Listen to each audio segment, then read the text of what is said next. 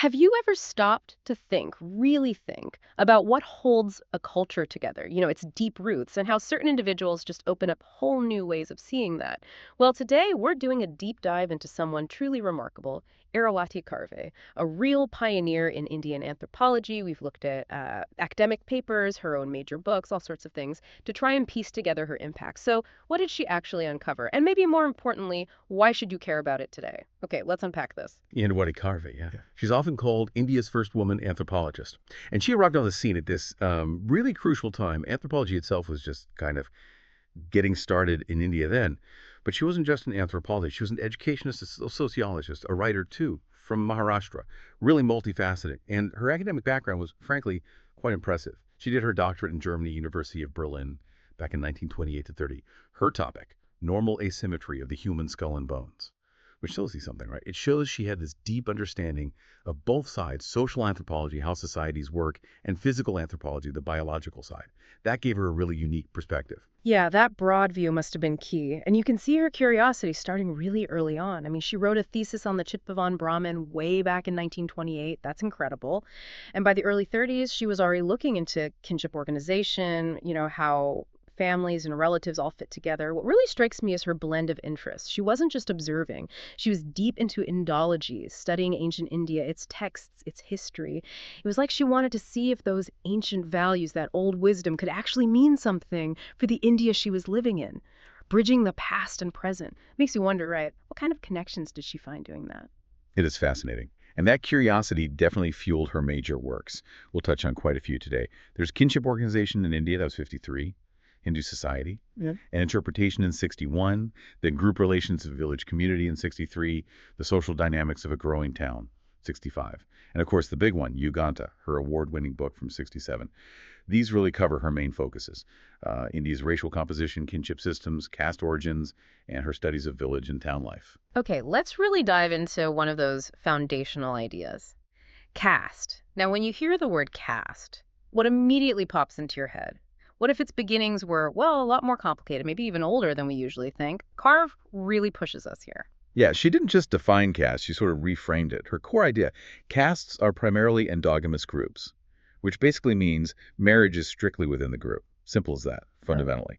And these groups, they're usually found in specific areas, share a language, have traditional jobs, a certain social standing. But here's the key part. Karve saw caste as an expanded group of relations. Think of it like a huge extended family network. Families linked by marriage ties over generations, not just some rigid hierarchy imposed from the top down, but something more organic. An extended group of relations. I like that. It sounds less static. But how did that square with the hierarchy, the ranking we associate with caste? Did she connect those? She did. That's where her next big idea comes in. She proposed that castes actually evolved from ancient tribes. She pointed out similarities like being in limited geographical areas, having their own councils, these caste panchayats.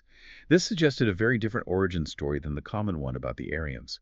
Karve argued that a caste-like system probably existed before the Aryans even arrived, maybe even back in the Indus Valley civilization. So when the Aryans came with their Varna system, the four classes had sort of merged or blended with these existing tribal caste structures. That's how we got the complex system we see later. So no, she didn't think it was just the Aryans wanting to keep separate. It had deeper roots. Wow, okay, so a pre-existing structure that got layered onto, that's a big shift in thinking.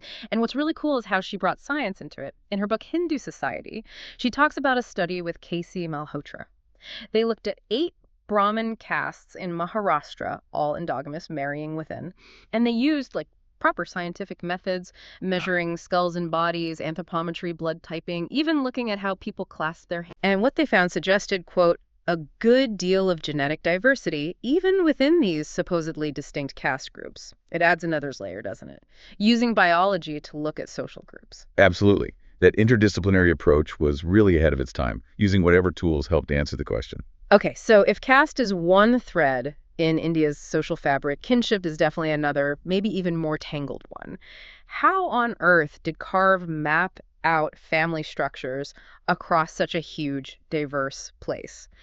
Her 1953 book, Kinship Organization in India, seems key here. She divided the whole country into 4 zones, right? Based on marriage rules: northern, central, southern, eastern. That's right. And it's interesting because While kinship often follows language lines, Karve found places where it didn't quite match up. Like Maharashtra, it speaks a Sanskritic language related to the north, but its kinship system often looked more like the Dravidian south. It shows how complex things were on the ground, and she kept coming back to that idea of caste as an extended kin group within a language region, sharing jobs ranked socially. And central to all this kinship stuff is the joint family. When you picture a traditional Indian joint family, what comes to mind? Karve described it really vividly. Multiple generations living together, one head figure, shared kitchen, shared property, everyone bound by duties to each other. She talked about its vertical reach grandparents to grandkids and horizontal uncles, aunts, cousins, and the core thing. That shared, indivisible property managed by the oldest guy for everyone's benefit, and always an ancestral home somewhere, even if people moved away for a bit. Yeah, and Karve saw how crucial that was. It provided real economic safety, social support, but she also saw how things like industrial cities, new kinds of jobs, well, they started pulling that joint family structure apart. It really makes you think, doesn't it? Yeah. How do big societal changes like that ripple down and reshape something as fundamental as the family? It's a constant tension. It really is. A tension between tradition and, well, modern life. Okay, let's quickly walk through the highlights of Carvey's 4 kinship zones, just to give a flavor of the differences. So, North India. Here you have very clear rules separating blood relatives from marriage relatives. Big emphasis on clan exogamy. You absolutely have to marry outside your own clan, but at the same time, caste endogamy, you marry within your caste. And strong taboos about marrying close relatives. Plus, that interesting rule of 4 gotras for Brahmins and upper castes, avoiding marriage with people from your father's, mother's, and grandmother's lineages. Very specific. Then you move to central India, Rajasthan, Gujarat, Maharashtra, those areas. And a key difference pops up. Cross-cousin marriage is common here. That wasn't really a thing in the north. Lots of castes still had exogamous clans marrying outside the clan. But sometimes these clans were even ranked in a hypergamous hierarchy. Hypergamy. That's where women are expected to marry into a group of equal or ideally higher status than their own. So it's not just marrying out, it's potentially marrying up, socially speaking, for the woman. Adds another layer of complexity. Right. Okay, now South India. You said this was really complex. Oh, yeah. Mostly patrilineal and patrilocal line, and home followed the father. But you also found pockets of matrilineal and matrilocal systems following the mother's side. Quite different. Some groups allowed polygamy, and some, incredibly, practiced both polygyny, one man, multiple wives, and polyandry, one woman, multiple husbands. Wow. And unlike the north, where you often married outside the village, here you could have clans within the same village marrying each other. This was often linked to preferential marriages like marrying your older sister's daughter or specific cousins. The idea was to keep the daughters exchanged within the same generation, maintain clan ties really tightly. Okay, and finally, Eastern India. Geographically, maybe less unified, lots of different languages. Many Mandori-speaking groups like the Ho and Santal were patrilineal, patrilocal, practiced cross-cousin marriage, and had these exogamous totemistic clans. Clans identified with an animal or plant totem, which guided marriage rules. Marry outside your totem group. But then you had contrasts like the matrilineal Kasi people, where property actually passed down through the mother, often to the youngest daughter. Gosh, hearing it laid out like that, the sheer variety across India is just staggering. What patterns jump out at you, or what major differences? It really shows there's no single Indian way, is there? Not at all. It highlights the incredible regional adaptations and the depth of these social rules. So Karve looked at families, but she also zoomed out to look at whole communities, right? How people related in villages, how towns were changing. That 1963 study she did with Damle in Maharashtra, group relations in village community, what did they find there? Well, they saw that kinship and caste lines were really powerful. They pretty much dictated who you interacted with, who you helped. Even if someone got richer, it didn't mean they suddenly started mixing socially or across caste lines. Stratification was strong. People tended to stick to traditional jobs, landlords and tenants, often the same caste, help with farming or if someone got sick, mostly kept within the caste or kin group. Although, interestingly, they noted medicines might be shared more freely outside those lines, and people felt really attached to their village homes, even if their kids moved away. Disputes were interesting, too. Inheritance fights were usually within the family, but fights over leadership or personal issues, those could easily cross caste lines. That gives such a granular feel for village dynamics. Then she did the 1965 study with Ranadev on Fulton, a growing town in Maharashtra. The social dynamics of a growing town.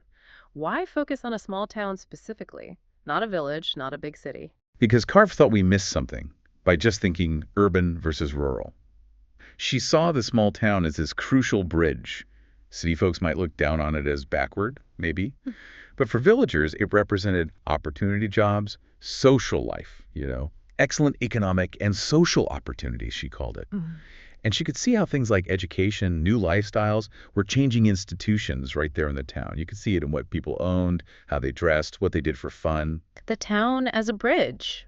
That's a really useful idea. And this wasn't just observation, was it? She actually proposed ways to develop these places, like a practical model. Exactly, kind of like social engineering almost. She had concrete suggestions. How relevant do you think those ideas are today for planning communities, maybe? I think surprisingly relevant. She talked about thinking carefully about the size, physical size, population size, connecting villages to the main town with good all-weather roads. Seems obvious now, but maybe not then. Remodeling houses so roads could actually reach them easily. Concentrating key services, schools, healthcare, markets, banks in that central town to serve the surrounding villages. And crucially, setting up an administration with people from both the town and the villages having an equal say.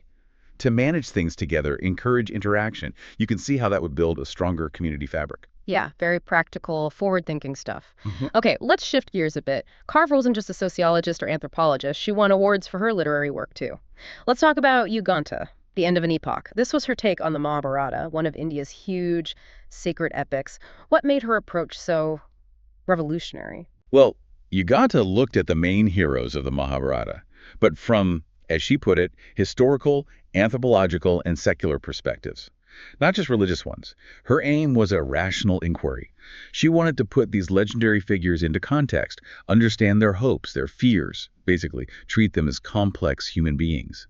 And she felt that by showing their wholly human motives, their ancient stories suddenly became incredibly relevant for people reading them in the 20th century. So, stripping away the godlike status to find the relatable human struggles underneath. Precisely. That was the revolutionary part. She argued that seeing their humanity actually makes them more relevant, not less. And she didn't paint them as just good or bad, Right. right? More gray. Exactly. Neither wholly good nor wholly bad, but a blend of both. She used this very matter-of-fact tone, focused on their actions, their emotions, jealousy, ambition, love, weakness, not just passing moral judgment. It wasn't hero worship. That must have been pretty bold for the time, analyzing sacred figures like that. Yeah. How did people react? It definitely stirred things up. But it also won the Sahitya Akademi Award, a major literary prize in India, for the Marathi original. So clearly it struck a chord, even if it was challenging. She looked at someone like Bhishma, for instance. His life, she said, was a fruitless sacrifice. She wrote that his actions, however justifiable, in the realm of politics, they are certainly blameworthy from the human point of view, questioning his choices. Or Yudhishthira, devoted to dharma, righteousness, but with that fatal weakness for gambling. Karna so generous, but his choices also led to tragedy. She showed how their actions, even their virtues, led to this colossal waste of the human potential. It's a really critical humanistic reading. It sounds like she was pushing back against just blindly admiring values like honor or sacrifice if they led to suffering. Her focus was on the human cost. That raises a bigger question, doesn't it? How does applying that kind of critical humanistic lens help us understand any complex story, even our own lives or histories? It encourages empathy, I think, and a more nuanced understanding of cause and effect. And her broad scope didn't stop there either. We should just briefly mention her work in physical anthropology and even prehistoric archaeology. She actually worked with H.D. Sankalia on excavating Longnaj, which is a Mesolithic site in Gujarat. Right. Digging for ancient human remains. It just shows she really covered the whole spectrum of anthropology, from ancient bones to epic poems to modern towns. Truly comprehensive. Okay, wow. We have covered a lot of ground exploring Iravati Karve's work, from caste origins to family trees, villages, towns, even epic heroes. Let's try and pull it all together. Time for a quick recap. Think of this as your active recall moment. Really cement those key ideas. All right, let's do it. First off, Iravati Karve, a pioneer, India's first woman anthropologist, but also an educationist, sociologist, writer, truly multifaceted. Second, her ideas on caste were revolutionary. She saw it evolving from ancient tribes, possibly predating the Aryans, challenging that standard narrative, caste as an expanded kin group. Third, kinship.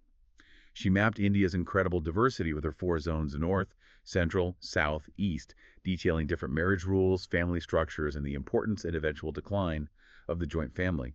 Fourth, her sociological studies, looking at village relationships and, crucially, seeing the small town as a vital bridge between rural and urban life. Plus those practical ideas for community planning. Fifth, Uganta.